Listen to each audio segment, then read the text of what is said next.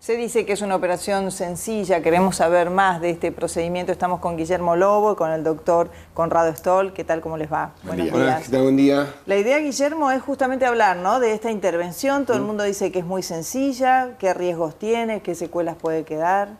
Claro, el doctor Conrado Stoll es neurólogo y hablábamos recién antes de salir al aire que hay antecedentes de miles de años de este tipo de operaciones. Obviamente que ahora la tecnología la ha llevado muy adelante, ¿no es cierto? Ahora hay... diagnóstico por imagen, tal ¿no? cual, entre otras cuestiones. Bueno, doctor, gracias por acompañarnos. ¿Cuáles son las consideraciones que tenemos que tener en cuenta a esta hora? Y la primera de eso de hace miles de años, lo interesante es que las personas sobrevivieron. Ese es el punto. Porque se hiciera por razones equivocadas, obviamente, liberar espíritus, etcétera. Pero lo curioso es que un análisis de cráneos encontrados a principios del siglo XIX mostró que la gente había sobrevivido a estas trepanaciones, hechas, por supuesto, en condiciones muy subóptimas. Pero simple, con respecto a lo de simple para una persona que la ha hecho 20 años de su vida, con la formación adecuada, en forma repetida y en el contexto adecuado. Pero ¿en qué consiste? En cerebro. Es exactamente lo que se hacía en esa época, como hablábamos antes, una trepanación, un orificio en el cerebro. Por supuesto que el cirujano va a decidir la técnica específica, pero en general es en el hueso del cráneo, literalmente, en un área muy chica, de unos 2 a 3 centímetros. No puede ser más chica, porque hay que limpiar muy bien esto. La clave es que no se reacumule la sangre después de la cirugía. Entonces necesita un orificio de unos 2 a 3 centímetros o 2 orificios. Literalmente ahí se ponen cánulas para limpiar, lavar con solución salina, con agua, todos los restos y mirar bien que no haya ninguna vena que sangra o un área debilitada, un área lastimada, que puede ser la que comenzó esto en el primer momento. ¿Eso queda abierto? ¿Queda con un drenaje o se cierra también en el mismo momento? Perfecto, esa es la decisión del cirujano. Pero una opción es dejar un drenaje para permitir salida de fluido, porque el origen de esto a veces no es sangre desde el primer momento. Muy comúnmente se desgarran membranas que están muy pegadas al cerebro, que tienen lo que se llama el líquido cefalorraquídeo, que es como agua, transparente, cristalino. Eso es lo que pasa al espacio entre el cerebro y el hueso, y con los días se va mezclando con sangre. Entonces, si se rompió esa membrana muy finita pegada al cerebro y sigue saliendo ese líquido, se va a seguir reacumulando. Entonces el cirujano tiene que ver bien que no haya pérdida de ese líquido, que no haya ninguna vena sangrando, y ahí se puede dejar un drenaje un día o dos en un sistema cerrado, y finalmente se saca el drenaje y se sigue. Leía que, por ejemplo, en el Hospital del Cruce, un hospital público, se hacen unas 600 o 800 operaciones de neurocirugía, de las cuales el 10%, entre 60 y 100, son por hematoma subdural. Claro. Sí, y la pregunta es, ¿cuánto tiempo dura una operación así? No más de 2 horas. No más. Tendría que ser algo de piel a piel, como dirían los cirujanos, de que comienza hasta que termina absolutamente 1 hora y media a 2 horas tendría que ser suficiente, pero pensemos que muchas de esas que nombrabas recién se hacen en agudo, lo cual hace más difícil la situación y sin embargo el resultado es bueno en general, o el riesgo es bajo, pues está el hematoma subdural agudo por un golpe en que la sangre se acumula repentinamente, aprieta el cerebro, da síntomas y hay que operar al paciente muchas veces con muy poco tiempo de preparación. Ahora, la presidenta había dicho que sintió la tarde del domingo un hormigueo, una pérdida de fuerza muscular. ¿Esto habla de que el hematoma estaría como presionando algún área del cerebro que la llevaba a tener estos síntomas? Exacto, y ahí se transforma en una especie de ACV, el hematoma subdural, que pertenece al grupo de las enfermedades cerebrovasculares y actúa como una. Cuando se tapa la carótida o una arteria del cerebro, aparecen síntomas transitorios porque falta irrigación en el área motora, debilidad en el área sensitiva, adormecimiento, y en este caso es verdad, la presión desde afuera del cerebro, porque obviamente el hematoma no puede empujar y mover el hueso, el cráneo. Entonces tiene que ir para donde puede y ese es el peligro, lo que se llama herniación cerebral. Una presión suficiente puede llegar a desviar el cerebro, la línea media, y producir daños muy severos. Ahora, estamos hablando de la operación propiamente dicha. Yo propongo ir un tiempo atrás, un poquito más atrás. Si usted como neurólogo le llega un paciente con un hematoma subdural y unos síntomas que la paciente lo refleja claro, el diagnóstico por imagen también le da algo claro, ¿lo deja un tiempo en observación? ¿Lo dejaría usted un tiempo en observación? Los criterios y la experiencia clínica combinados hacen que hay 2 extremos y un gris. En un extremo queda claro que al paciente hay que operarlo inmediatamente. El que llega con un hematoma de un cierto tamaño, yo diría de más de medio centímetro a 1 centímetro de espesor, con síntomas, no hay duda que hay que operarlo inmediatamente. En el otro extremo, un hematoma subdural que es muy común, de menos de medio centímetro, menos de 5 milímetros de espesor en la parte más gruesa, es algo muy extendido sobre la convexidad del cerebro. En este caso hablaban de 5 milímetros. Bueno, algo de menos de 5 milímetros en una persona sin síntomas, la mandamos a la casa y se habló mucho de reposo, estrés, pero no hay ningún problema con la función cognitiva, con el estrés intelectual. Mandamos a la casa con la seguridad de que esa persona tiene que recuperarse y esa sangre se va a resolver. En el gris están los de un espesor mayor y dudosos síntomas, cefalea, lo que fueran, que los dejaríamos internados, obviamente, en observación. Ahora, la recuperación, a ver, la presidenta le diagnosticaron esto, la mandaron 30 días de reposo justamente para dar ese tiempo para que se reabsorba el hematoma. ¿Pudo haber la presidenta haber querido que esto se acelere? Decir, no, quiero operarme porque quiero estar bien en 10 días, en 20 días, ¿va a poder?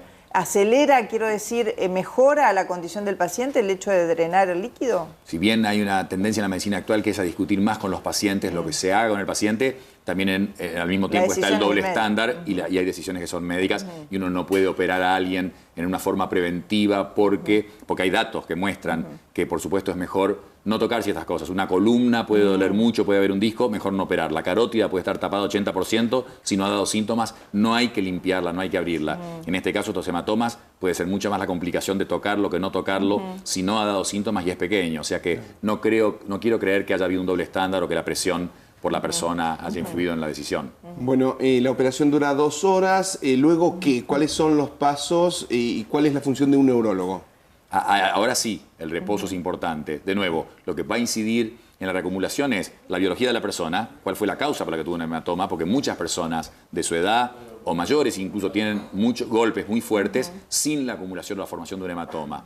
Entonces, cuál es la causa predisponente de la persona va a influir en que no se reacumule, en que no se forme y que cure perfectamente la herida posquirúrgica. Y sí los cuidados de inmovilización. Yo diría que ahora tiene que estar restringida significativamente la movilidad de la persona, reposo estricto durante unos cuantos días, 1 semana a 2 semanas, de acuerdo a la evolución. Pero en clínica, ¿ella va a pasar, por ejemplo, el próximo fin de semana en Fundación Favaloro, estima usted? 3, 4 días por lo menos, y no guiado por la tomografía. La tomografía va a seguir mostrando líquido en ese lugar, entonces eso no habla del éxito o no de la cirugía. La tomografía o resonancia magnética puede llegar a seguir mostrando líquido hasta 6 meses después de una cirugía exitosa. Entonces no caminan de la mano.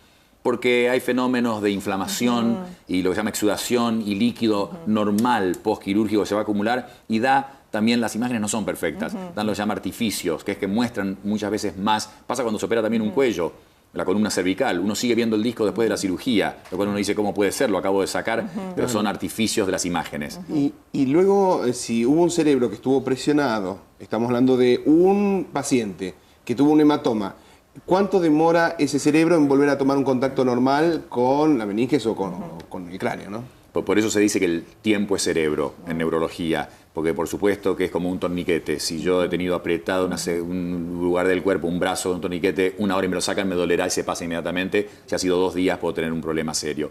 En este caso, con estos síntomas que son muy leves, los sensitivos son los más leves de los síntomas que puede tener alguien neurológicos, tendría que inmediatamente, probablemente no haya siquiera deformación estructural, probablemente puede haber una presión sin deformación estructural del cerebro, lo que creo que inmediatamente el cerebro va a tomar su convexidad normal y no tendría que haber daño neuronal habiendo sido un síntoma transitorio y sobre todo habiendo sido sensitivo. Una persona con una hemiplegia de algunas horas, como pasa con el hematoma subdural agudo o con algunos crónicos de gran tamaño, ahí podría quedar una secuela, no en este caso. Fernando tiene una pregunta. Sí, doctor, le quería preguntar, ayer el tema es, digamos, absolutamente serio como para especular en algunas cosas, ¿no?